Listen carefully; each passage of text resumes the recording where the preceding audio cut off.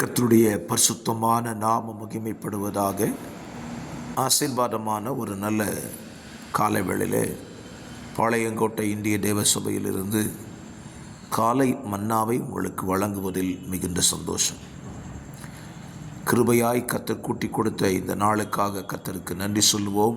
August மாதம் 29ஆம் தேதி இந்த நாளுக்கான தியான அதிகாரம் நியாயாதிபதிகள் 18வது அதிகாரம்.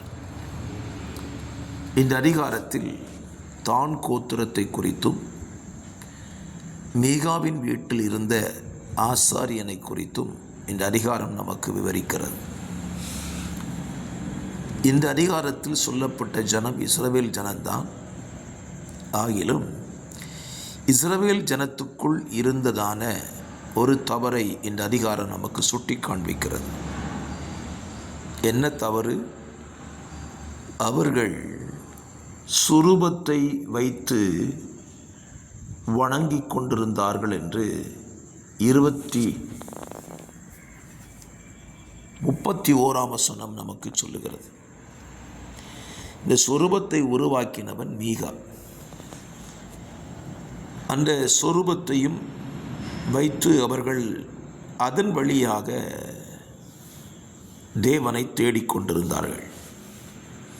இன்றைக்கும் தேவ பிள்ளைகள் மத்தியிலே காணப்படுகிற இந்த சொரூப வழிபாடு என்பது ஏதோ ஒரு விதத்தில் ஜனங்களுக்குள்ளே தங்கியிருக்கத்தான் செய்கிறது.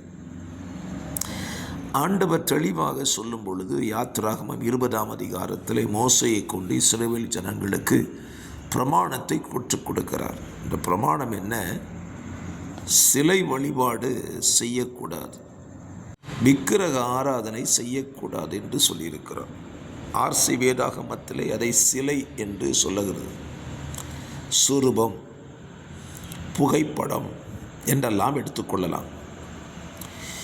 இன்றைக்கும் நம்முடைய வாழ்க்கையை நம்ம யோசித்து பாருங்கள். நாம் இயேசு கிறிஸ்துவை எப்படி ஆராதிக்கிறோம்? தேவன் ஆவியாய் இருக்கிறார் என்றுதான் வேதம் சொல்லுகிறது. ஆவியாய் இருக்கிற ஒருவரை நாம் வேறு எந்த ரூபத்திலேயும் அவரை பார்க்கவோ ஆராதிக்கவோ செய்யக்கூடாது. இன்றைக்கு இயேசுவை ஆராதிக்கிற தேவ ஜனங்களுக்குள்ளே, எல்லாரையும் சேர்த்து சொல்லவில்லை, சிலருக்குள்ளே இயேசுவுக்கும் ஒரு ஃபோட்டோ அல்லது இயேசுவை ஒரு சிலுவை வடிவில் அல்லது ஒரு சொரூப வடிவில் வைத்துக்கொண்டு இயேசுவைத்தான் ஆராதிக்கிறார்கள். அதில் சந்தேகம் இல்லை. ஆனால் இயேசுவை அவர்கள் பார்க்கிற வழிதான் தவறாய் மாறிப்போகிறது. இஸ்ரவேல் ஜனங்களுக்குள்ளே ஏற்பட்ட தவறும் அதுதான். மோசே சீனாய் மலையின் மேல் வார்த்தைக்காய் போயிருக்கும்போது கீழே ஆரோன் கன்றுக்குட்டியை உண்டாக்கினது கன்றுக்குட்டி. ஆனால் சொல்லப்பட்ட வார்த்தையை கவனிச்சிங்கன்னா கர்த்தருக்கு பண்டிகை. கர்த்தருக்கு பண்டிகை, ஆனால் இருப்பது கன்றுக்குட்டி. இன்றைக்கு உங்கள் வாழ்க்கையை சிந்தித்து பாருங்கள். ஆராதனை கர்த்தருக்கு தான், ஆனால் இருப்பது யார்? யாரை வைத்துக்கொண்டு கர்த்தரை ஆராதிக்கிறோம்? ஒரு புகைப்படத்தை வைத்துக்கொண்டா, அல்லது ஒரு சிலையை வைத்துக்கொண்டா, அல்லது ஒரு போதகரை வைத்துக்கொண்டு நாம் தேவனை ஆராதிக்கிறோமா? நாம் ஆராதிக்கக்கூடியவர் எந்த வடிவிலும் நம்மால் பார்க்க முடியாது. அவர் நம்மோடு கூட ஆவியிலே உலாவிக் கொண்டிருக்கிற தேவன். அப்படிப்பட்ட தெய்வத்தை வேறு எந்த வழியிலேயும் நாம் பார்க்க முனைவது அது மிகப்பெரிய தவறு.